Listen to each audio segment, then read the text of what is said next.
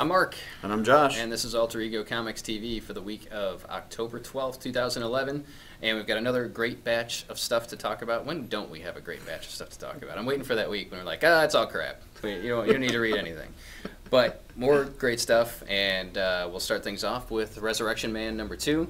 As you'll recall, Josh and I were both fans of Resurrection Man #1, written by Dan Abnett and Andy Lanning, with art by Fernando Dagnino. And the nice thing about this is that it's a new character for most of us. There was a miniseries that very few people read in the 90s, which is coming out in trade, so if you have been reading, and we've sold a fair amount of Resurrection Man #1, look for that trade in a couple months. But Resurrection Man #2 continues the storyline of Mitch, the Resurrection Man. Every time he dies, he comes back with a different power, and we've got these two hit women called the Body Doubles that are there. We've got an angel that's involved. We find out a little bit about Mitch's father, and it's nice again to read something new and fresh and from a major publisher. So Resurrection Man fills all those needs for me. Your needs will be filled. Resurrection Man suits my needs. Next up, we have Orchid #1 from Dark Horse. This is written by Tom Morello, who I understand has some issues with rage and does not like machines. He rages against machines. From time to time. Orchid is so far an ongoing. Wait, just to be clear, he's the lead singer of Rage Against the Machine. Don't talk down to them. Okay. Orchid is a story set in the far future. It's not clear why, but water levels have risen. Humanity has gone into a point where we're very limited. Society is broken down. There's other species coming aside that are possibly sentient or at least semi-sentient. Slavery's back. Everything is bad.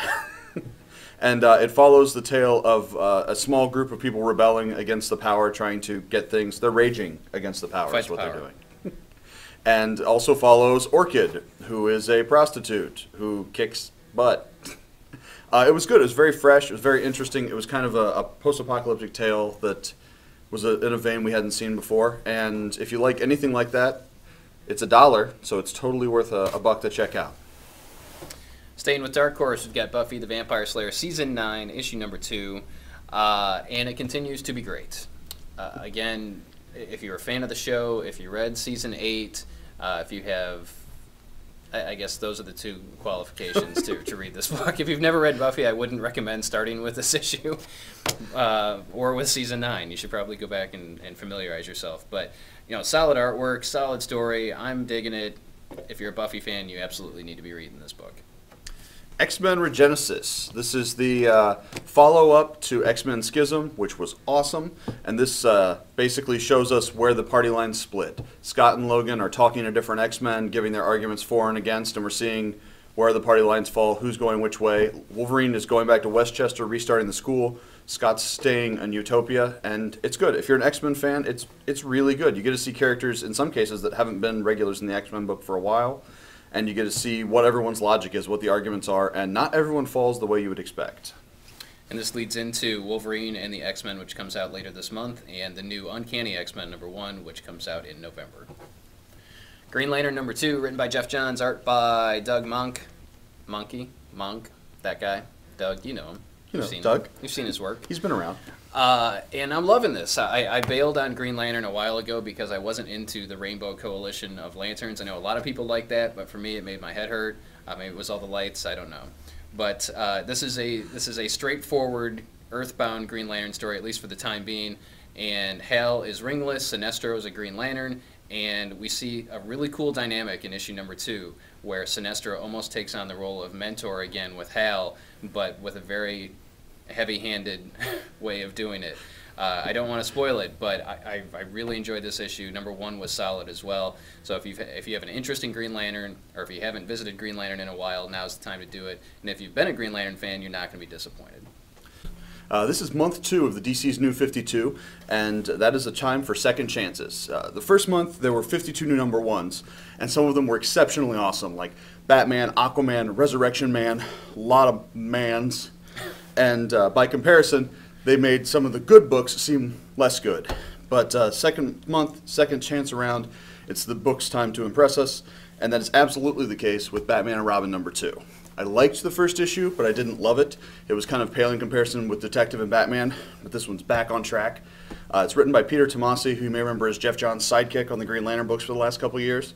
And it's really, the first issue, I was kind of left cold by the Bruce and Damian on patrol stuff, but in this one you're really getting into the psychology behind it, the interrelationships, the interaction, and there's a lot more Alfred kind of being the guiding hand to teach Bruce how to be a father. And if you're a Batman and Robin fan, if you liked the old run with Grant Morrison, the Nightwing stuff, you're going to like this. Ultimate Comics, Spider-Man #3. 3 issues, 3 times this has been on my top picks list. It's awesome. There are no other words. Well, there are many other adjectives I could use to describe this, and they're all good. It's not too late to get on board with this. We have all 3 issues in stock.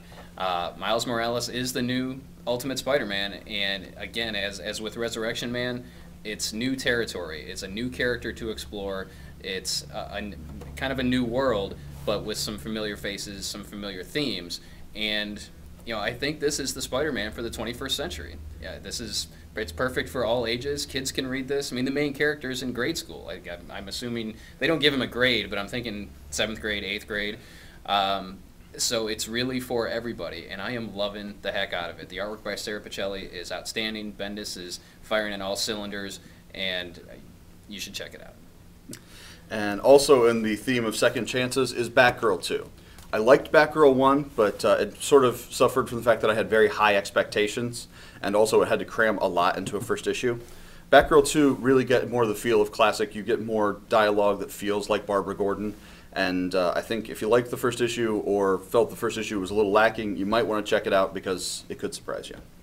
My pick of the week, American Vampire, Survival of the Fittest, issue number 5 of 5. This was a 5-issue miniseries that is kind of a parallel storyline to the World War II story that was going on over in the main American Vampire book. Written by Scott Snyder, artwork by Sean Murphy, and again, this was outstanding. This was consistently solid. I do recommend, though, that you read the second story arc of American Vampire, the one that takes place in Nevada, before you read this. This stars those characters, and there's a lot of emotional impact that comes from knowing where they're coming from and where they end up in this storyline. But, I mean, it was stellar. We're going to try and get all 5 issues back in stock, but again, since this is the last issue, you may have to wait for the trade or the hardcover, which should be just a couple months away. But both the regular American Vampire series and this miniseries, Survival of the Fittest, are outstanding. They're at the top of our must-read list every month, and you must read them. How's that? When DC launched the New 52, they did a lot of closet cleaning. They're like, Wally West? We don't need that. Donna Troy? Forget about it. But what they did do was introduce 3 new books with Shade in the title, or with Shade as a featured character, which is confusing since they're not in any way related. So now, for your benefit, we present the Alter Ego Comics Guide to the Care and Feeding of Shade. Frankenstein, Agents of Shade. Shade is a S.H.I.E.L.D.-like organization or a Hellboy BPRD-like organization. It's the Superhuman Advanced Defense Executive. Both issues so far have been good. If you like the classic Universal Monsters, you're going to like it. In Justice League Dark, we feature Shade the Changing Man. Shade the Changing Man was originally created by someone whose name eludes me, Steve Ditko, back in the 70s, and was re-envisioned by Peter Milligan as the current version of Shade, who has a madness vest. Don't we all? That's what I'm saying. Mine's at home today. And at the moment, my pick of the week is Shade number 1. This features the Shade, who's been a classic villain around forever, fought the JSA, fought the original Flash, the original Starman, and this mostly comes out of his portrayal in the James Robinson Starman books in the 90s, which were also awesome. But this picks up, you don't actually need to know much of his history. It's an easy jumping on point. It's basically a man who's lived for over 100 years and is sort of looking for adventure. He's going to go off and find some fun. You do see some other characters from the New 52 pop up, at least one character from the New 52 in the first issue.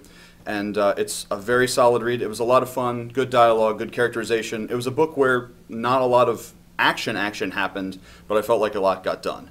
So, as a reminder, if he wears a vest, look for madness. If the leader is green, I don't remember the rhyme for green. And if it's that guy with glasses and a top hat, it's Shade. If he's all in black, he's friends with Jack. Shade. Yes. All right, in the file under cool Christmas gift ideas or things to bludgeon a burglar to death with as they break into your house, we have the Absolute Edition of Identity Crisis, one of the greatest things to come out of DC Comics in the last 25 years. And this is an oversized slipcase edition, as all their Absolutes are, with bonus features, kind of like the director's cut of a DVD, written by Brad Meltzer, New York Times bestselling author and TV host of Brad Meltzer Decoded. Or it's Brad Meltzer's Decoded. I don't think he's decoded, but anyway. Artwork by Rags Morello, who's currently on Action Comics, and it's awesome. I can't tell you how many copies of the trade paperback we've sold. It's a great introduction to the DC universe, and for those of you that have the softcover or the hardcover and you're true fans of the book, I highly recommend picking up the Absolute Edition. That'll do it for this week. We were kind of rushed. Kind of didn't know what we were talking about sometimes, but we'll try harder next week. We appreciate you watching as always, and we'll see you next time.